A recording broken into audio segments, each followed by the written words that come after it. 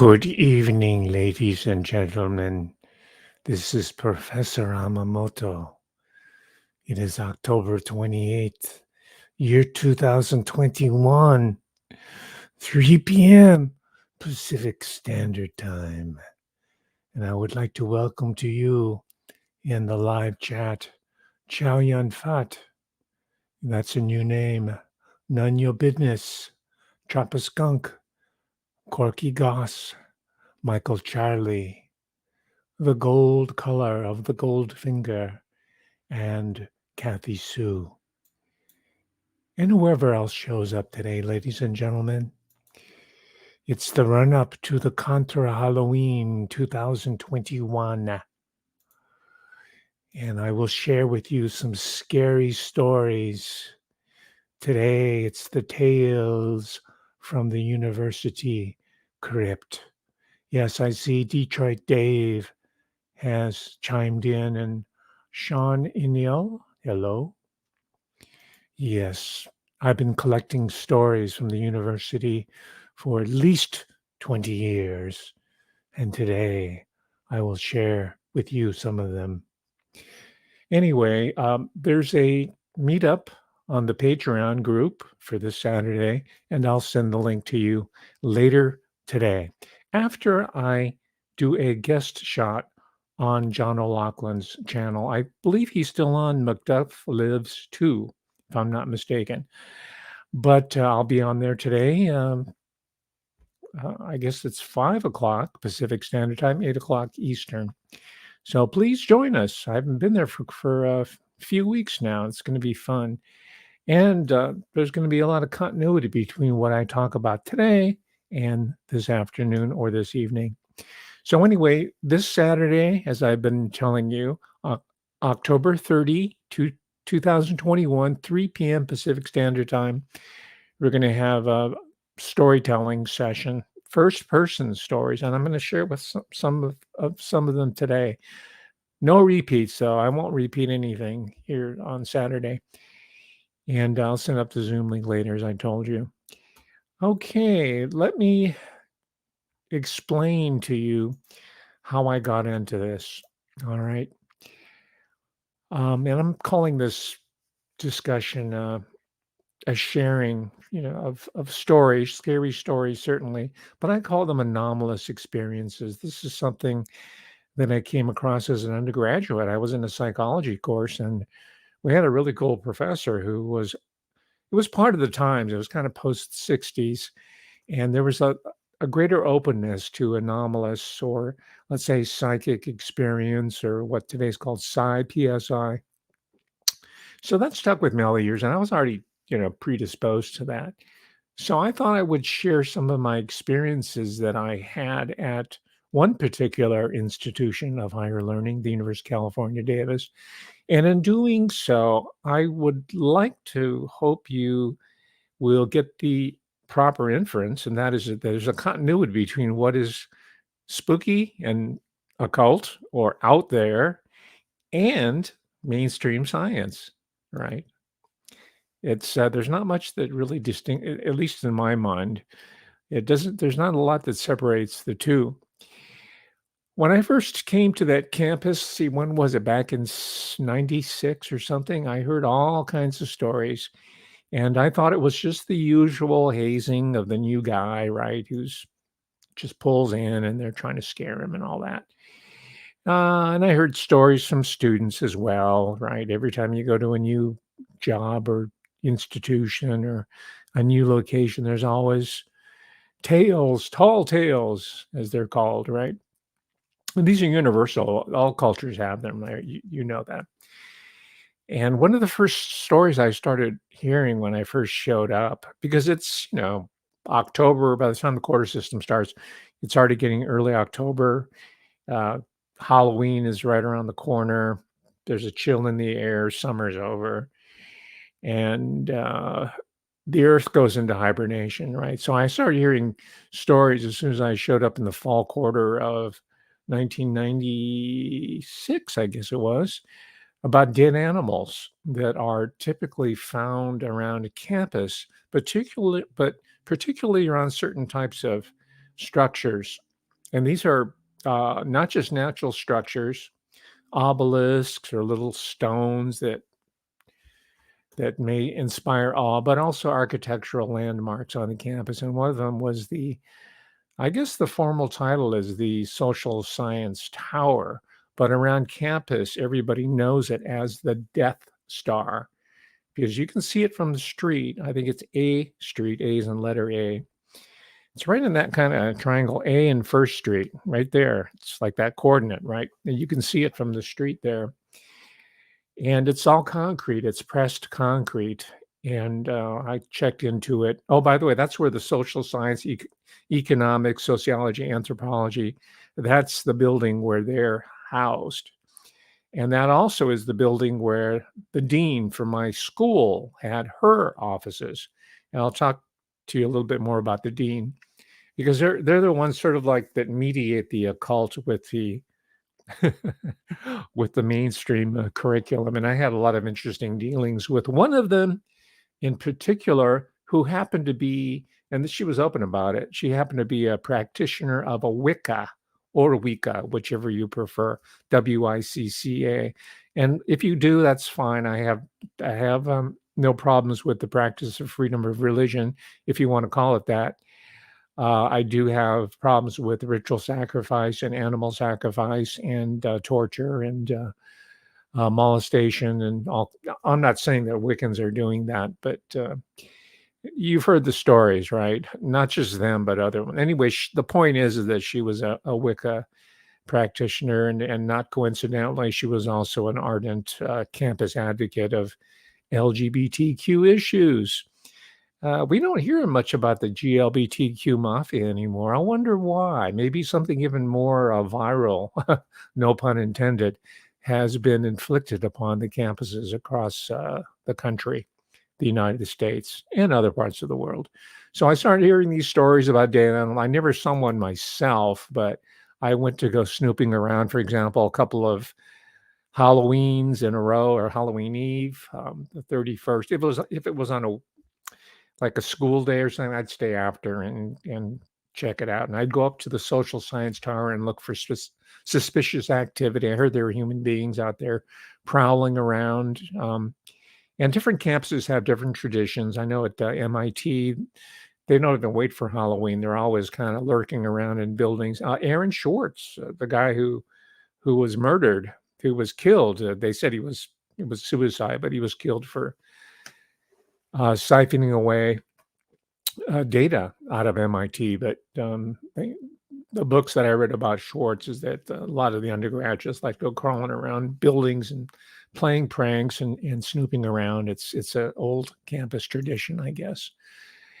Then, as I alluded to a couple of talks ago, I said that I was just kind of leading up to the Halloween season here, the Halloween special this coming Saturday. And I talked about how my particular floor it's the third floor, the top floor of Hart Hall, HART, was so haunted that the management services officer had a real life, straight up medicine man who was in Native American studies, one floor below. We shared the same building, and had him come up there and try to suss out what was going on and do a little exorcism. And I think they burned a little bit of the sage and whatnot. And I told you before he had to retire because shortly thereafter he had an incredible back-wrenching accident that I guess made him decide that, hey, maybe I should not, be around here anymore. Well, anyway, I didn't tell you the end of that story. We found out much later that the reasons why all these anomalies were taking place is because Hart Hall was built on hallowed grounds. Hart Hall it's one of the nicer small buildings on campus, by the way, even though it's a facade. It's not really adobe, but it looks like that from a distance. But the reason why all these anomalous events were happening, and they weren't pleasant events either, these hauntings, if you will, the reason why they're happening is because Hart Hall was built on top of a Native American burial site. Okay. I don't think the spirits really appreciated that for some reason. I certainly wouldn't like it. So I don't know what's been done in the interim, but all I know is that I was on the third floor, and late at night I would have that feeling, and I would always play my music, but not just stereo, but my own. I'd play my own. I always kept a guitar in there, a stringed instrument. Vibrations is, I think, what does it, and it seems to calm them down. So I managed to escape, although I was always quite vigilant when I was walking up down the stairs. I didn't want to feel some kind of force in the back of my jacket pushing me down this long flight of stairs. That's, by the way, that's how Father Malachi Martin died. He died of a fall. Falls are really very effective way of doing away with people, because it could look like an accident. And I forgot about this. There's so many stories. I was there for 21 years, but I forgot about this. Down that very same hallway, it's at the end of Hart Hall. It's very steep.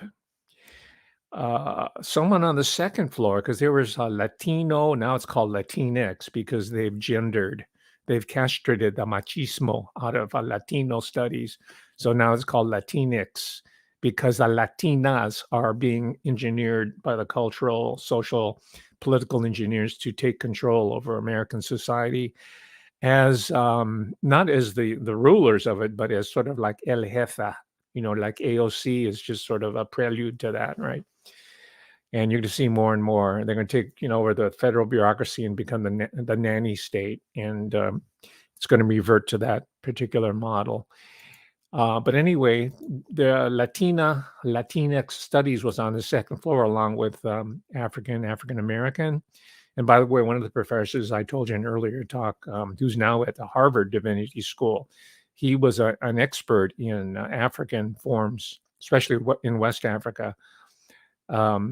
West African forms of occult. The same religion. I can't. What was it called again? It'll come to me anyway. He's an expert on it, but it's the same one that one of the co-founders of Antifa practices. Anyway, when I was walking down the steps, I was always very careful. On the second floor one day, this was during the Dia de los Muertos, right, the Day of the Dead.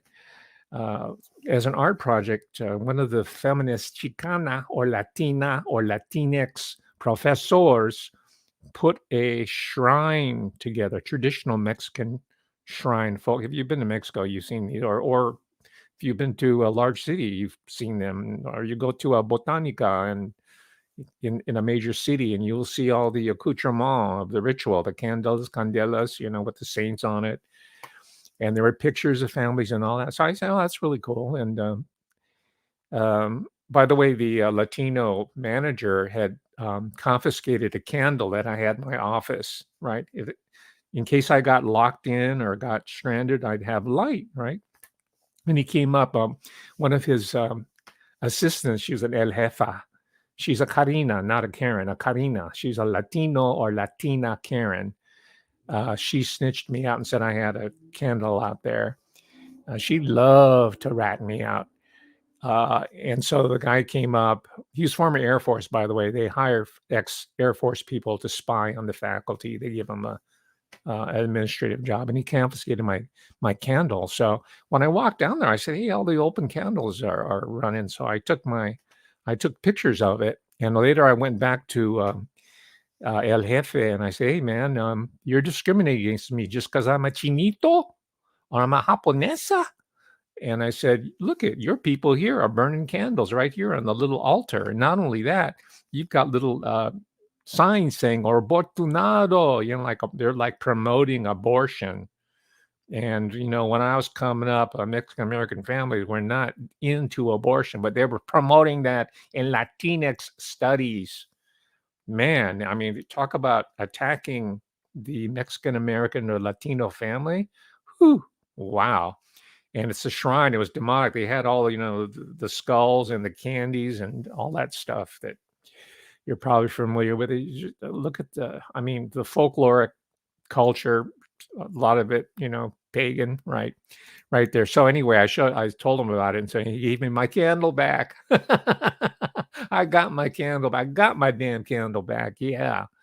So that's the way I roll, right? So, yeah, that was a really eerie sight. I think I have pictures. I think I should post it on my YouTube. I took some video in stills, and I got really close up there, and when you get up nice and close and start reading the inscription, you see how demonic it is. My God. So anyway, that's a bonus story as I'm winding my way down the building Hart Hall that was built on Native American sacred grounds, the burial site. So I think I've mentioned before, UC Davis is also known for its Jonestown connection, right? Remember Jim Jones? Well, you might not remember Jim Jones, right?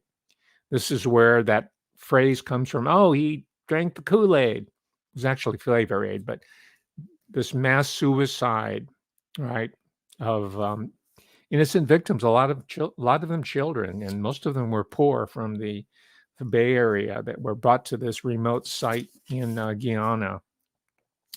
And this one guy named Stephen Myers wrote a classic book. If you can find it anywhere, please do get it. It's called "Was Jonestown a CIA Experiment?" And that's the most. There's a bunch of these books like this. That's the most compelling book that I have come across yet on the Jonestown massacre. Um, Here's another UC Davis connection. Jackie Spear. She's a U.S. or was a U.S. congressman. She came in around the time that Dianne Feinstein, you know who she is, and our own Nancy Pelosi from San Francisco. She's a D'Alessandro, right? She's a carpetbagger from Philly who came to the Bay Area, and now we haven't heard from her lately. I hope she's okay, you know. But anyway, Jackie Spears of that cohort, and I say cohort because um, the whole political ruling class of San Francisco at that time and California were cleaned out on the basis of a mass shooting done by this guy named Dan White, who was a supervisor. There's a whole story about it. I won't rehearse it, but he managed to shoot Harvey Milk, and they made a movie out of him, you know, a biopic starring Spicoli. What's his name? You know, Fast Time when the guy who has like an IQ of like 80. Sean Penn. Yes, of course, Sean Penn. Dan White, the mayor of Castro Street. There was a book. He was lionized him. No, he was not a nice guy. He was also a promoter of Harvey Milk was a promoter of Jonestown cult because they were the one that supplied the bodies to get the votes out for Harvey Milk, even though he never his political career really never took off like he wanted it to. So anyway, Jackie Spear was a UC Davis undergraduate. I forgot all about it. It's right here. And she talks about how happy she was going to the dorm room. Boy, if she only knew what she was into. That night galvanized my sense of purpose, giving me a jolt of reality, pushing me much further closer to a life in politics. Right before I moved into the dorms at UC Davis. That's Jack. Of course, that position was created for her on the board of supervisors and the state legislature, then the U.S. Congress, and all. That's how it well, you know this. So another UC Davis connection connected to the Jonestown massacre, one of the largest mass murders. It now didn't take place in the U.S. as I stated, but the principals were Americans. And in fact, Leo Ryan, was it Leo Ryan? Yeah, I think it was Congressman Leo Ryan took a plane out there and he was murdered just as they were leaving so that he wouldn't be able to get any information out there. And one of the people that was assigned to discipline anybody who was going to try to leave Jonestown, named after Jim Jones, of course, CIA experiment. For the most part, I buy that Stephen Myers thesis, was a guy named Larry Layton. His father was a professor, I believe, and he and his wife were both, I think he was a grad student by this time, but they were both students at UC Davis. And then later on, a professor of sociology named John Hall devoted most of his career to writing about Jonestown, rather. It's called Gone from the Promised Land, Jonestown in American Cultural History. I was reading through this again, and it's much better than I remembered it. The first time I read it, I thought it was pretty much of a whitewash, primarily because they didn't really talk that much. He didn't talk that much about the CIA connection, but towards the back of the book, he does. So I'm going to have to give this another chance. And that's another reason why I like to keep these books around, so that I can uh, just pick them up off the shelf and just riffle through them and refresh my memory, because we're very much in a similar situation like Jonestown here, except now it's the entire country that's under the thrall of a great dictator or leader. I'm not talking about Joe Biden. I'm talking about uh, a bunch of these twerps that are running around in white lab coats, right? Where they're little mouse experiments, or where they're primate people. Anyway, I'm not going to go into a screed on that. We'll save that for the John O'Loughlin show, Macduff Lives, because we're going to talk about Johns Hopkins and talk about some of the occult connections there. That's going to be my contribution, hopefully. And of course, as I've said many times before, I can never state this often enough, because he's always associated with the University of California, Berkeley. But no, Teller, that's where most of the action was taking place administratively, but Teller was based in UC Davis. Not only there, he was based at Lawrence Livermore, and he had an office that was identical. Lawrence Livermore, UC Davis. He was right there. And of course, you know him from being one of the top figures associated with the Manhattan Project, which was really, it was not only ground zero for Fat Boy and Little Man and for the nuclear age, but it's really ground zero for the New World Order in this process 70, 80 years later that we're seeing today, where we're now in the end game that was conceived by people of the stature of Edward Teller. I'd like to read more about his philosophical, metaphysical belief system.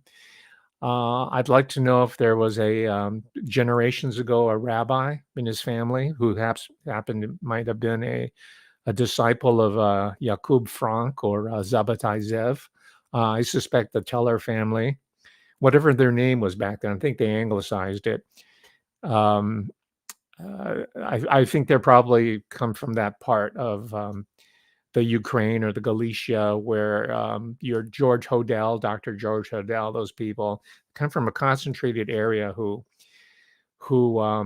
came under the swell of certain cults. And we just talked about Jonestown, right? That wasn't the first. That's not the last. And there have been many through human history, not just in the U.S., but all over the world, right? Aum Shinrikyo, we talked about in Tokyo. Shinshonji, right, which is a offshoot of Aum Shinrikyo. Now, the important point to note, and most of you know this already, but it bears repeating, most of these contemporary ones, if not the ones back then, these cults, especially the doomsday cults, they usually have an intelligence connection, and they're usually a means to clean up dissenters or runaways or defectors or whatever. They just pull the plug on them, just like Jonestown is an example of that.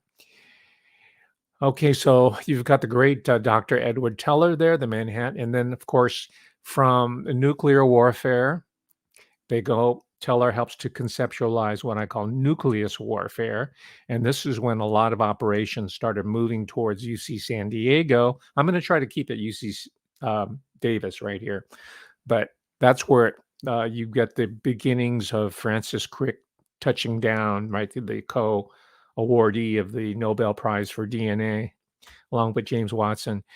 That's where he winds up down there, not at UCSD, but affiliated with it in an informal way, at least at the Scripps Institute for Biological Studies, not biological science, but biological studies. So you see that said, hey, that's it's bad news. You're bombing all these civilians, and these buildings are, we're horrified. John Hersey wrote a book on it. It's called Hiroshima, and the public doesn't like it. So why don't we just go into their genetic makeup, and that way we can wage war on them, and no one will be the wiser. Well, guess what? In 2021, we know there's a war on, right? World War III, and it's going on in us at the genetic level, at the cellular, molecular level. So that's your teller there. And by the way, he was also big buddies, also Hungarian Jewish family background. John Hertz, Johann Hertz. I don't know what his name was back in the old country, but they all take anglicized names, right? Von Karman, that becomes John von Karman, and Edward Teller.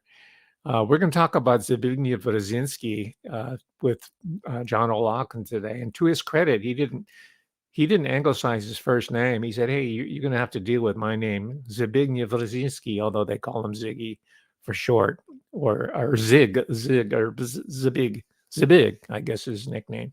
But Edward Teller, they're anglicized names, and but his buddy was Hertz, as in Hertz rental car, right? And of course, they all had foundation. His rich buddies had foundations where they can funnel money, because this is a Wall Street thing. It's a City of London deal. This is a business model we're talking about. It's science, but behind that and beyond that, it's a business model and a model of humanity and where we're heading. Okay, moving on. We're keeping it UC Davis here. Scary stories. And you ready for the next scary story, ladies and gentlemen? Yes.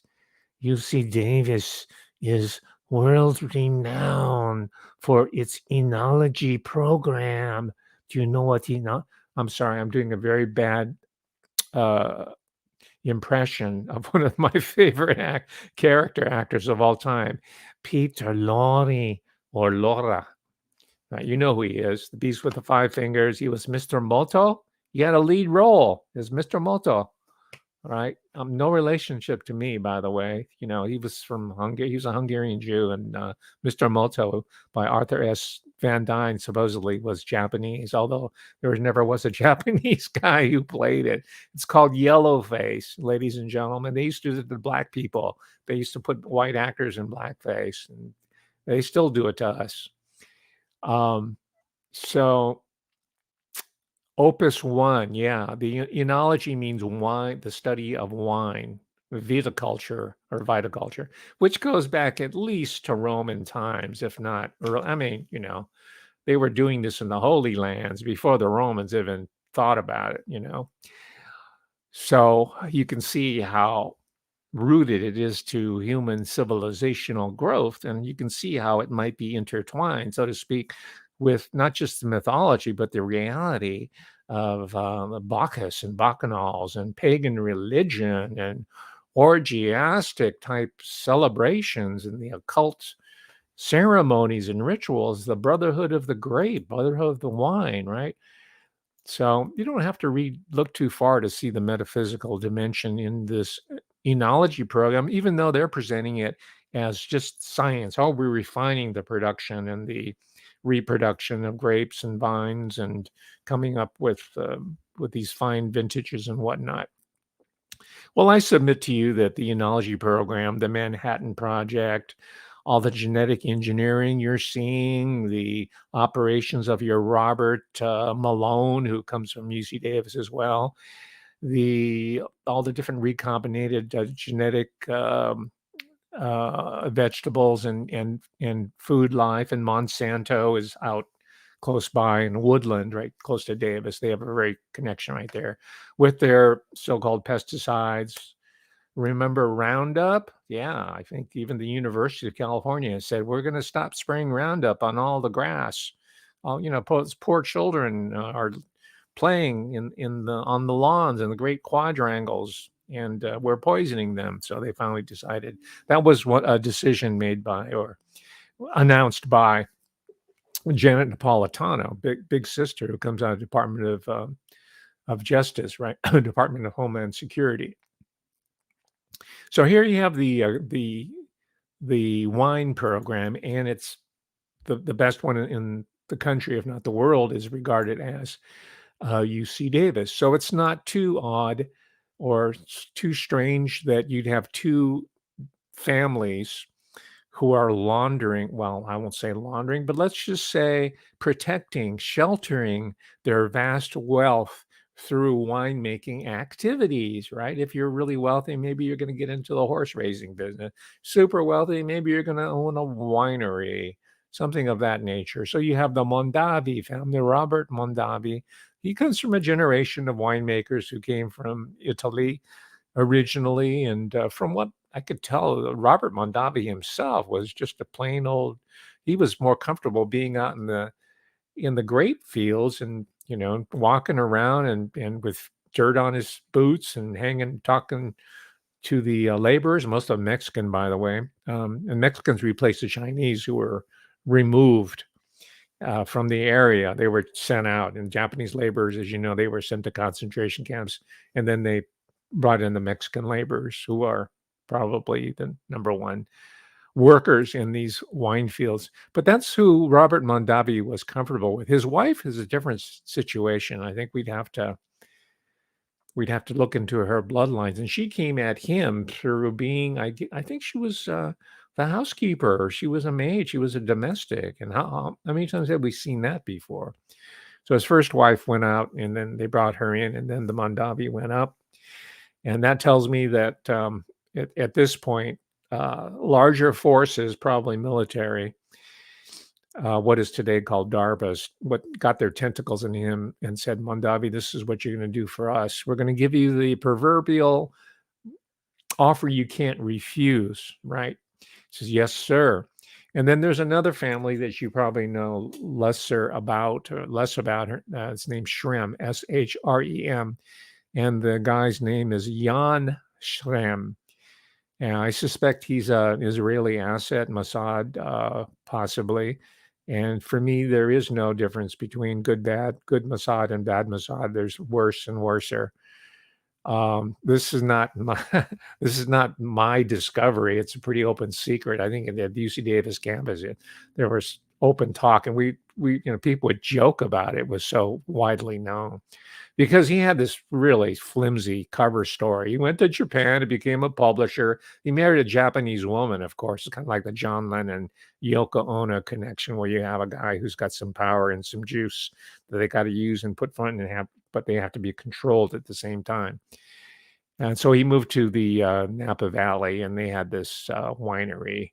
Of course, they hire all the wine masters and the makers from UC Davis, right? Those are the people, those are the ones that really are doing the work. But he gets to be the big wine owner, the plantation overseer.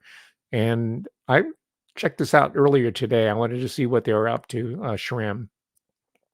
But apparently they sold the Clos Pegase, I don't know if I'm pronouncing it correctly, the Clos Pegase winery in 2013. So it hasn't been out of their hands that long. I remember being invited to the grand opening of that winery. Because it's UC Davis, right? And the technology and plus the Shrem people, the family built a art museum on the campus of UC Davis. Again, it's a way to, I won't say hide their wealth, I'll just say shelter it, because I'm sure all of it's done according to the meticulous requirements of the Internal Revenue Service. So I was invited to it, but I put my name on the list, and the vice provost, one of my sworn enemies, and he's still my enemy. You know who you are. Took my name off the list because I was by then I was known troublemaker, and by then I was already lecturing about the Napa Valley and the Mondavis and the Shrems and this great documentary series, 6 parts called Mondovino, about the entire substrate and how it's connected to the what is now called the deep state. I mean, that's the Canadian dude, right? Why didn't he ever become an American? Professor Peter Dale Scott at UC Berkeley. All his research was about the United States, but he was Canadian all along. You got to wonder, you got to ask a question, right? America, bad, bad, bad. Canada, okay. Britain, cool, all right. But America, oh, warmongers. That's Peter Dale Scott, who I met one time just by accident at a conference. And I'll tell you why I have a boner against Peter Dale Scott. I held the door open for him while he was walking into his hotel room, and I had my camera, right? The best camera a person can have is the one that you have with you. And I always have my camera. And this is the great Peter Dale Scott, man. He's told us all about the Opium Wars and the Vietnam Wars and the smuggling and the Kennedy assassination, all of it. and you can imagine how disappointed when I asked him, I took a picture. I said, "May I take a picture of you, Professor Scott?" So I did. And then and after that, he was kind of bemused, I guess, kind of uncomfortable because we were just me and him in front of the hotel room. And he says, "You realize you're just really fitting the stereotype." I said, "Oh, really?" He says, "I don't give a fuck about that." I guess he was referring to the stereotype where Japanese tourists take pictures of everything. So I said, it's just like some black people, that I know. They don't ever eat watermelon in public, right? So I have a lot of Japanese or Asian friends who don't like to take photos in public. They're self-conscious about it because they think something like Peter Dale Scott's or Gavin McGinnis or somebody from InfoWars. Look at you're taking a picture. So anyway, that's my Peter Dale Scott story. So if I come and take a picture to you, just play it off, right? Yeah, it's gonna be with a camera. It's not gonna be with a smartphone. I don't have a smartphone. So don't be surprised. I have one of Jim Mars too. He didn't say anything. He had too much class. But and he posed for it. He was at the same event, by the way. But I could tell he was bemused. If I was Abraham Zapruder, I'm sure he'd have a different take on it. But anyway, I should publish these photos. By the way, the photos are in my mind because I came across a trove of them while I was cleaning up my office. I'm redoing my studio here, and I found a bunch of really good photos, including 3 of Asian American porn stars: Asia Carrera, uh, Tia Carrera, and the other one was Grace Quick. What's her name?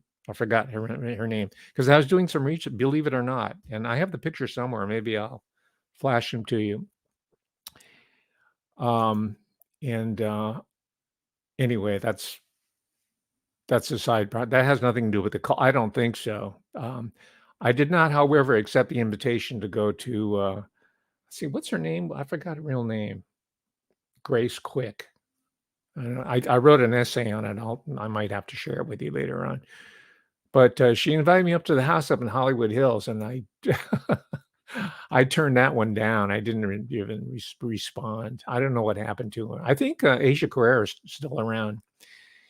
So anyway, yeah, and they took pictures of me. These are Polaroids. All right, I paid $20 to take a picture with the Asian American porn stars. And the reason why I'm mentioning that is because I hope Donald Trump's people do not hire. I want them to hire me. Okay, you understand? I want the Trump media organization, Truth Social. It's called Trump Media and Technology Group, TMTG. Instead of hiring one of those Asian American women that look like porn stars, right? That look like Tia Carrera or Asia Carrera or Grace Quick or whoever else, right? You see them. They're on ABC, CBS, NBC. They're on CNN. There was a big fad of them after Connie Chung, okay? And then she kind of faded off. Instead of hiring the obvious choice of the Asian porn woman, by the way, that's why I was doing the research. I was trying to figure out why Asian women, okay? Why not some other group? President Trump, I'm appealing to you, hire me. This is the type of work, quality work I'm going to be bringing to Truth Social. And let me make an appeal while I'm at it, ladies and gentlemen, for people here in the live chat and also for people in the comments. I would like your support to get a position. I want to leave TubeView ASAP. I'll use it as an advertising tool, but I want to go with Truth Social. I want to join the Trump Media and Technology Group. So if you think that's a good idea, please make a comment and tell me what you'd like to see. Do you want a late night talk show? Do you want me to produce content like this? You let me know. I have some ideas myself. A lot of it's going to have be looking to the Pacific region, the United States, of course, being at the center. But instead of looking at the Atlantic as we do, I want to check out what's going on overseas. That's where a lot of the action is, and this is where independent and the corporate media are missing out on. Instead, they're hiring Asian American women who look like porn stars. I'm not as beautiful as a porn star, at least a female one. So I'm putting out my application right now here live. Okay, I didn't mean to advertise for myself, but it's the American way. I'll get back to that later. I just thought I'd share that. It's the first time I'm announcing in public right here in the live stream. So let's continue with all the occult evil. Right. Okay. I went to, and I was, by the way, all this stuff that I'm telling you, I lectured about it in my classes. And everybody thought it was crazy. It was stupid. Now in 2021, I was spot on. And once the administration found out that I knew too much, then they said, "Well, you got to go now because you're not fitting the image of the snapshot taking tourists that we thought we hired here at UC Davis, right? You're really taking photos. You're taking reality shots. Yeah, that's what I thought I was supposed to be doing." So anyway, I talked about satanic ritual abuse. I talked about cult and sex abuse. I talked about child exploitation, exploitation of women. The academic feminist people weren't, who are my most ardent foes, because I didn't buy into the GLBTQ agenda they were trying to force down everybody's throat.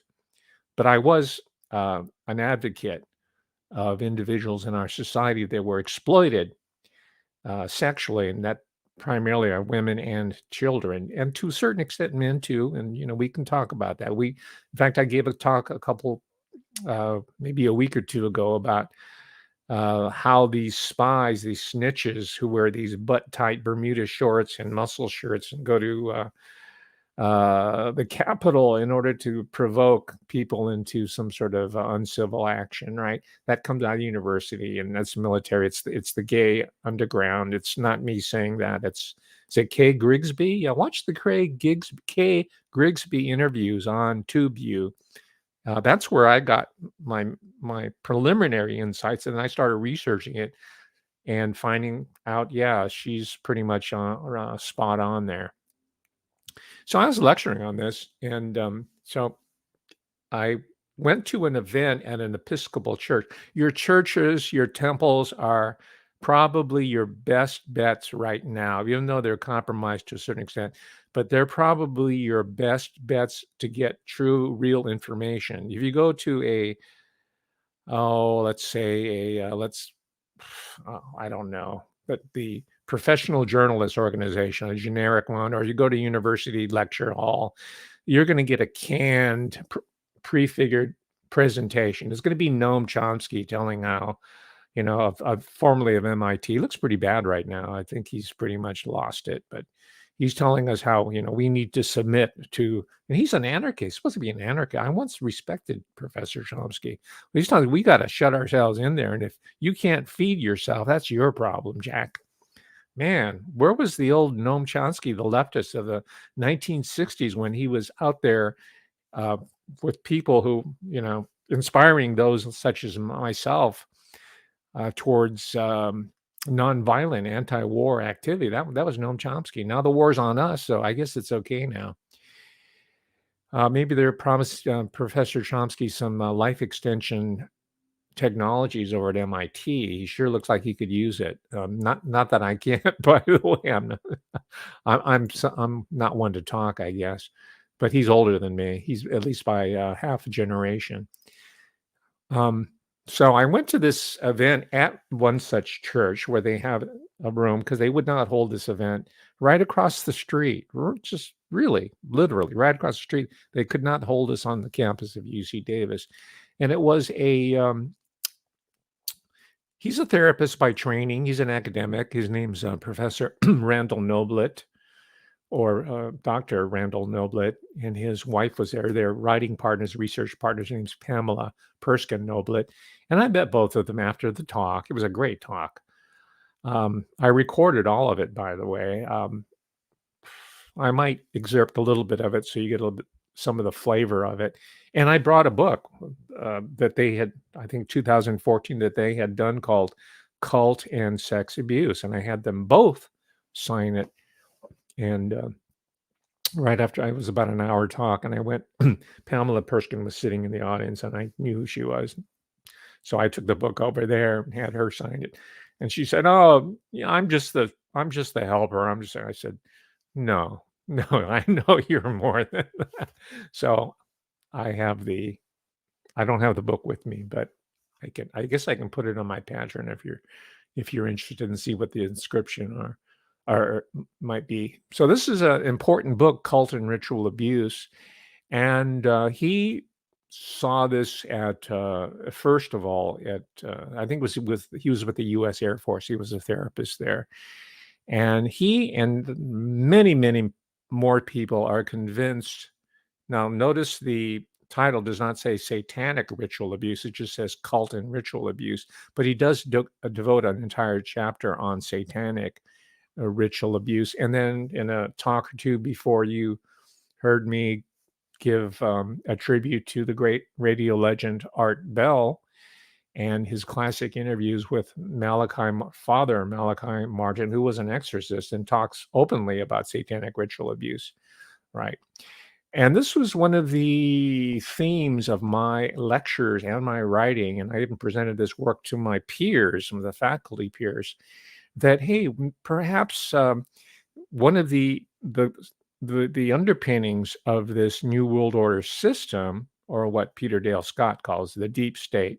I'll just stick with New World Order system because it sounds conspiratorial. It sounds like yeah, our friend out in the middle of Arizona, Bill Cooper, right? He talked about the New World Order. I'm more with Bill Cooper than I am with Peter Dale Scott, so far as the deep understanding of what our republic has become. And he's a bedrock American too. He comes right out of American soil. He's in the American ground. I'm talking about Bill Cooper, and he called it New World Order. So I'm going to call it New World Order theory. And I was promoting this. I'm still the foremost promulgator of New World Order theory, and it's probably because I'm the only one. All right, but I predict that there will be others who will follow in my wake. Younger scholars who are beginning their careers and have nothing to lose right now because there are no jobs, so they might as well go for broke and really study society, history, politics, culture in a genuinely honest way, because all the top positions are stuffed full of people who are tenured in and are not going to make way for you. So you might as well just come strong and break through that butt plug called academic tenure. Wow, did I just compare a butt plug with academic tenure? Yes, I did. That's how I roll. Okay. So I went to this church right across the street, and it was an incredible talk there. Something that you can't get in the university. And the reason I compare that with the university world is because the people who are university hacks uniformly, there's some exceptions, of course, but one in particular that I came across. This is his book here. It's called Evil Incarnate. Evil. You know that song by Howlin' Wolf called Evil? Yeah, listen to it sometime. That's real deep Mississippi blues, you know. But it's called Evil Incarnate, Rumors of Demonic Conspiracy. And of course, the book is just a debunking of it. He makes this guy here, his name is David Frankfurter. His agenda is that he's tired of Jews being associated with evil and blood sacrifice and child sacrifice and the blood libel, so called. So what he does is literally he throws out the baby with the bathwater. He says, "Therefore, it never exists. There's no empirical evidence at all." He says this, and this is a respectable university press. So is Randy Noblet's book. This is a Princeton University. It's an academic book, Princeton University Press. So I'm juxtaposing Randall Noblet, who was a practitioner, who was a therapist, who's seen hundreds, if not thousands, of patients who claim, right? And I think you have to at least listen to the patients. He's not a clinician. He's a professor of religious history and religious studies and history at the University of New Hampshire. So if you want to pick between Chuck Noblett and this guy Frankfurter, I'll skip the hot dog and I'll take the Noblett. You could leave the mustard off. I'll take Randy Noblett and Pamela Perskin over him. Okay, let's continue. I'm running out of time. I should state that this is something that most people do not know. UC Davis was one of the early bidders for the Light Hadron Collider, right? Otherwise known as CERN. They didn't get it, of course. Well, there's a couple of them, by the way, and they're building another one out in the Knoxville area. Maybe not as big as the one that we saw debut with that occultic ceremony a couple of years ago, but they're starting to spring up everywhere, these little franchises, and they've never really left UC Davis. They've been there for a long time. And if you want to check it out on your own, you'll find all kinds of websites about CERN and how UC Davis articulates with that larger master program. I don't know how CERN and NATO are going to finally duke it out. It might be a war between NATO and CERN at some point, with CERN having the blackmail capacity of this incredible energies that they have that they're trying to harness right now. And then you got NATO, who are a bunch of desk jockeys with a brand new building in Geneva. That's going to be neat. But the problem is that the little people here, we're going to get vaporized in the process.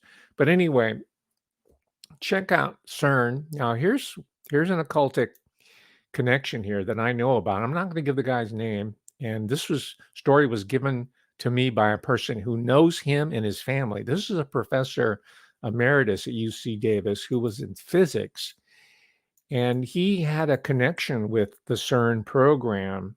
He used to fly there frequently as a consultant, and I think he was probably overseeing what was taking place at UC Davis, which is the overlooked campus of the UC system, right?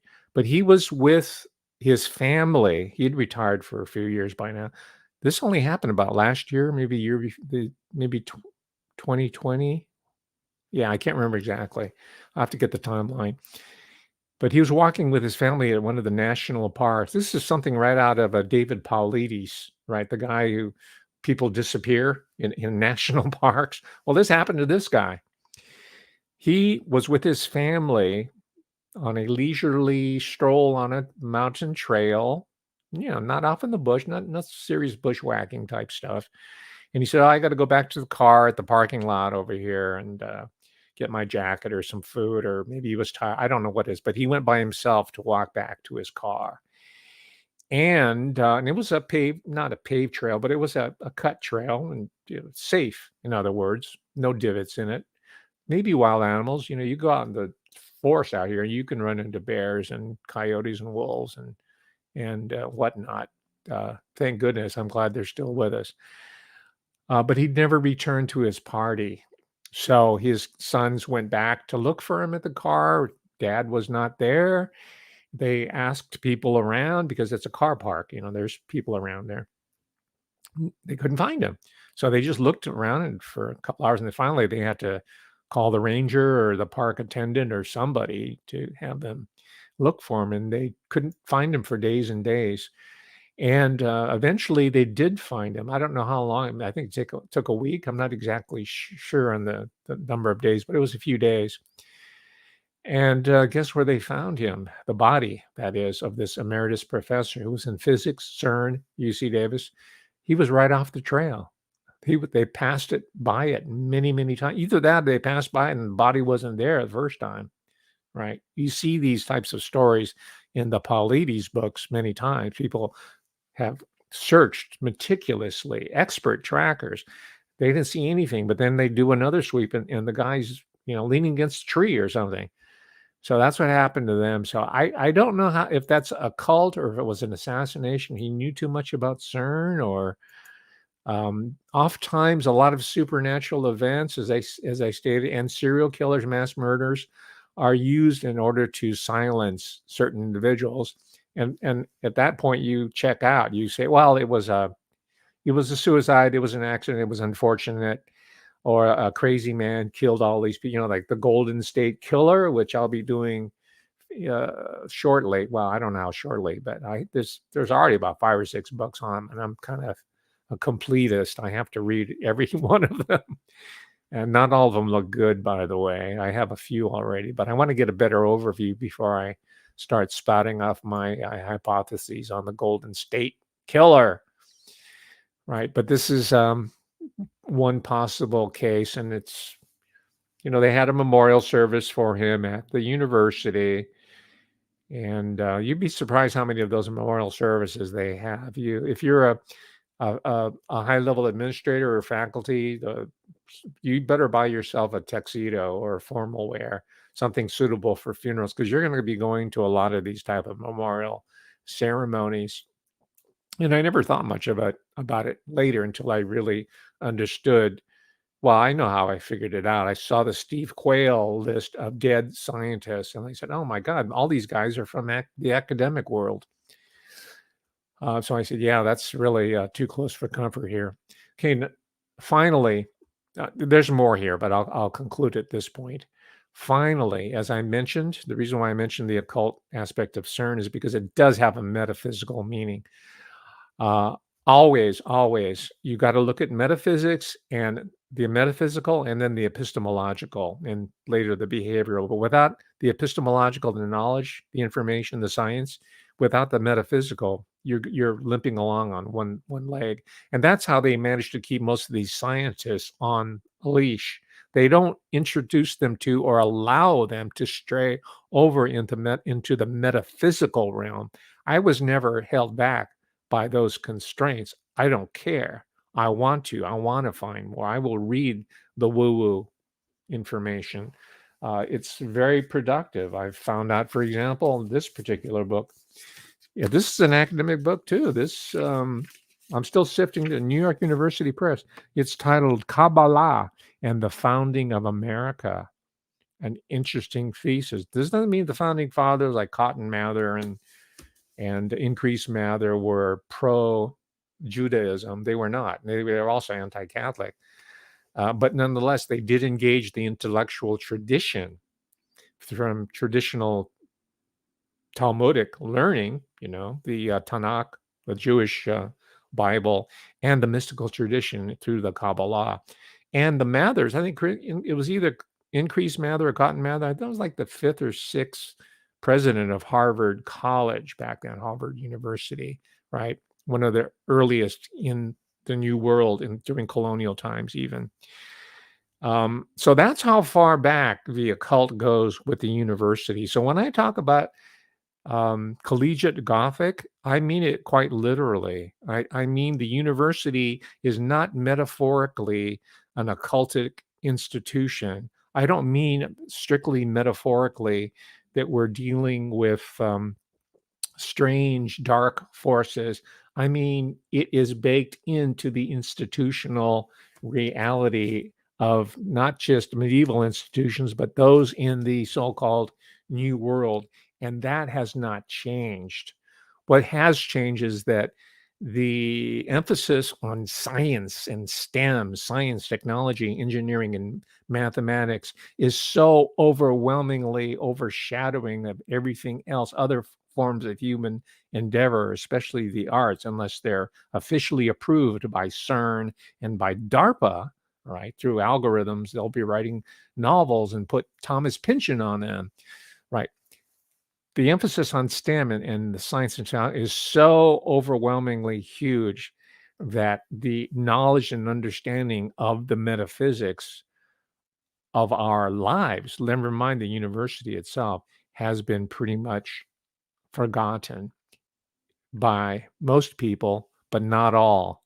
And the good news, ladies and gentlemen, is that the awareness and the hunger for understanding life in its totality, the metaphysical as well as the epistemological, is growing by leaps and bounds in America, the United States of America, the English-speaking countries, and throughout the world. Right. We are recapturing, we're reinvigorating this tradition, and we're doing it through storytelling. We're doing it through sharing information.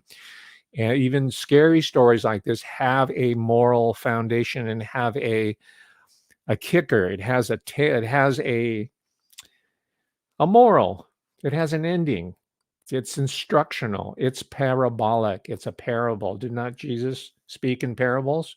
Right? When you talk about abstract notions of God and the cosmos and the firmament, it's a lot easier to reach people in more simple terms with a parable. So that's why we're going to tell stories, even though uh, they might be uncomfortable stories like I shared with you today. And we'll do more. I didn't manage to get through all the literature here. I always put in more than I could ever use. But I got my point across here. This is my workplace that I described in 60 minutes. But what about your workplace? What about your life? You have some interesting stories that I want to know about. And you know where I'm going to hear them? I'm going to hear them on Truth Social with the Trump Media and Technology Group.